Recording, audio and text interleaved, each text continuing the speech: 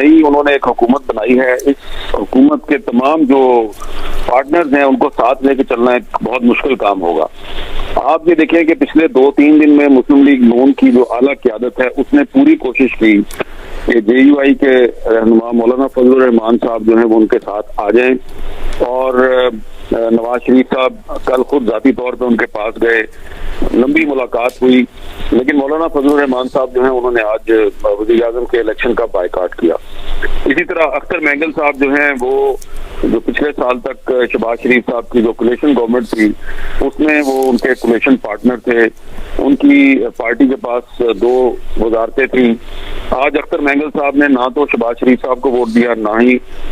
उमर अयूब साहब को वोट दिया। तो इसका ये 2 चीजें बड़ी सिग्निफिकेंट हैं, इसलिए कि जो मौलाना फजलुर रहमान साहब की पार्टी है वो खैबर पख्तूनख्वा और बलोचिस्तान में उसके रूट्स बड़े गहरे हैं, और अख्तर मैंगल साहब की पार्टी जो है